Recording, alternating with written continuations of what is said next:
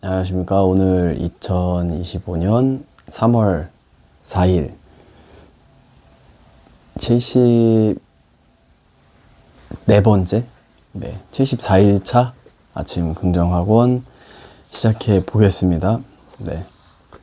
오늘은 바로 책 소개로 들어갈 건데, 요거 지금 읽고 있거든요.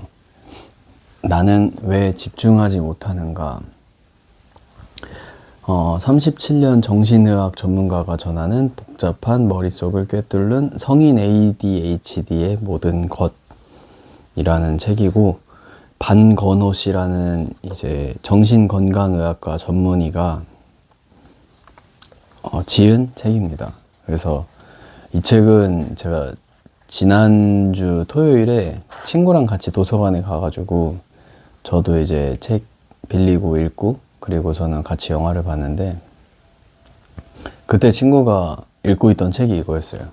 요거, 나는 왜 집중하지 못하는가.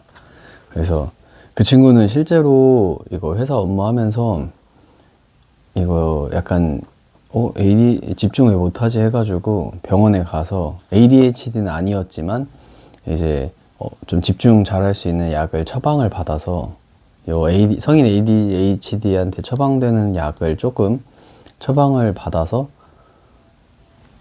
좀 먹어봤다고 해요.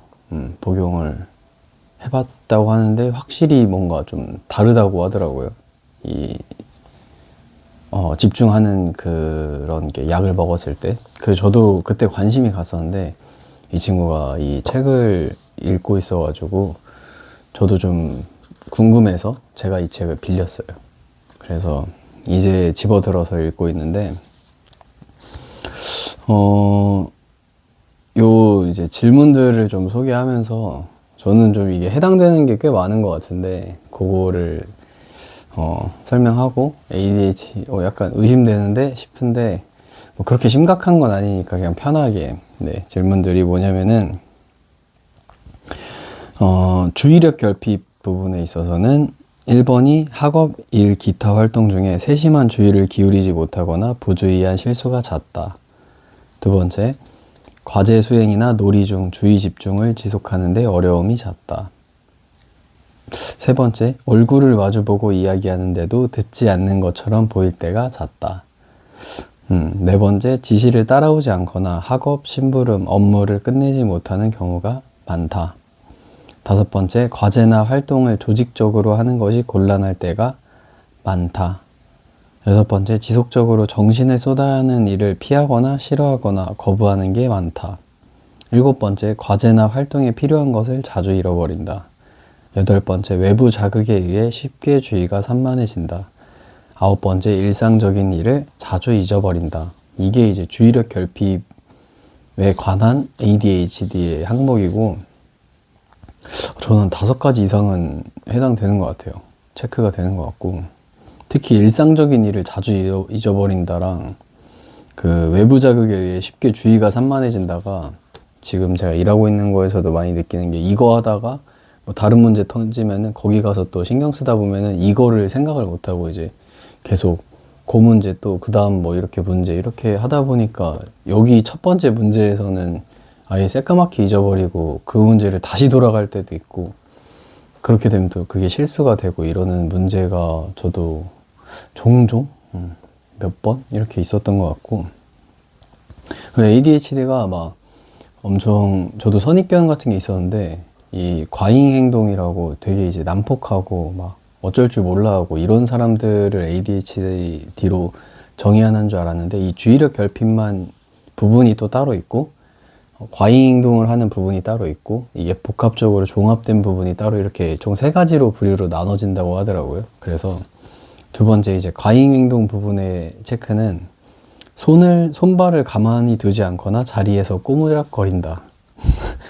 2번째, 가만히 앉아 있어야 하는 상황에서 자주 자리를 뜬다.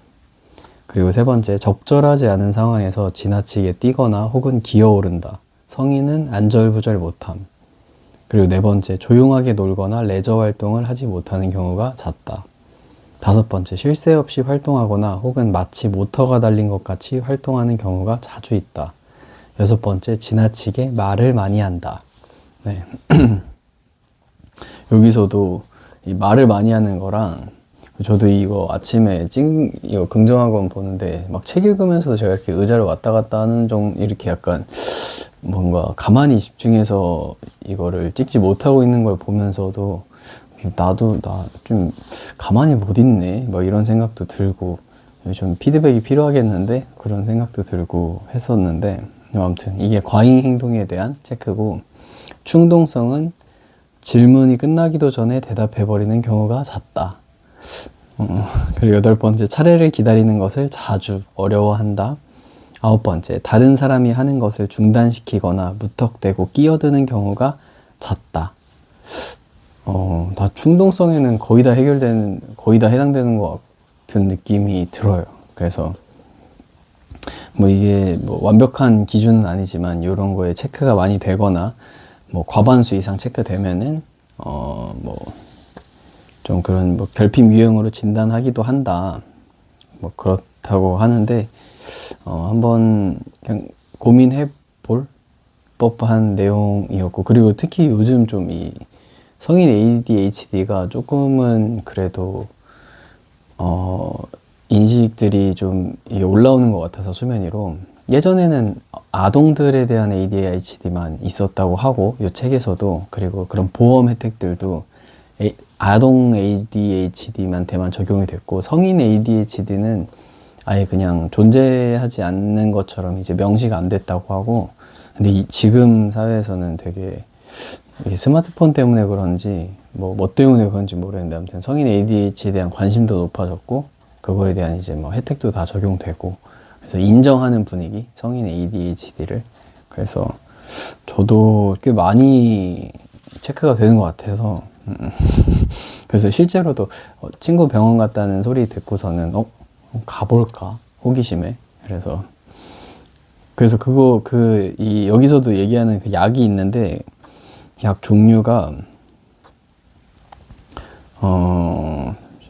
메틸페니데이트, 요거를 뭐 물에 녹여서 복용 가능한 것도 있고, 요거를 먹으면은 이제 뭐 이게 ADHD가 수면 장애도 있고 뭐 여러 가지 문제가 많은데, 요걸 먹고서는 수면 문제만 해결돼도 되게 호전이 많이 된 환자 케이스도 있었다라고 얘기를 하고, 이게 뭐 감기도 아프면은 약을 먹듯이 요것도 뭐 아픈 거면은 그냥 약을 먹어서 요즘은 치료가 가능하다라고 이야기를 해주는 것 같아요. 아직 뭐 초반부밖에 읽지 않았지만.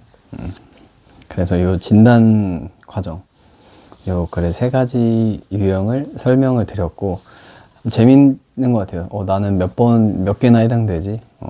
저 충동성은 좀 읽으면서도 깜짝 놀랐는데, 좀 많이 있는 것 같아요. 제가 충동성에는 뭐 질문이 끝나기도 전에 대답해버리는 경우도 잦고, 요즘 최근에도 팟캐스트를 찍으면서도 몇 차례 막 기다리는 경우도, 나 이거 말할 거 있는데 막 이러면서 기다리는 경우도 있고, 그 좀 기다리는 거를 막 빨리 왔으면 그런 것도 있고, 그리고 막 이제 중간중간에 얘기하다가 막 제가 끼어드는 경우도 듣다 보니까 저는 좀 그게 몇 번 있는 것 같더라고요. 제가 끼어들고 막 누구 얘기하는데 거기서 맞아 막 이러면서, 그래서 좀 그런 경우가 잦은 것 같아서 체크가 많이 되네요.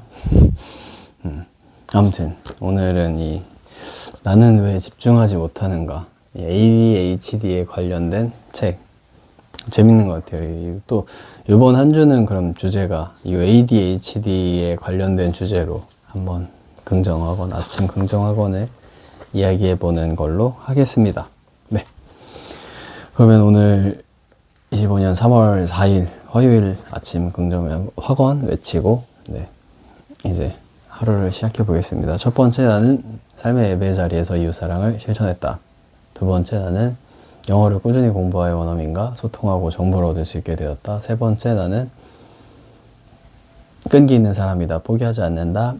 네 번째, 나는 나를 대체할 수 없는 린치핀으로 브랜딩하였다. 다섯 번째, 유튜브를 꾸준히 하여 구독자 1000명을 모았다. 구독자 1000명.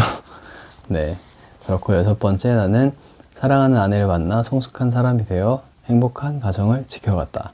7번째, 나는 경제, 투자, 자격증 공부를 통해 조금씩 성장했다. 8번째, 나는 나의 이야기로 된 책을 썼다. 작가가 되어 선한 영향력을 주었다.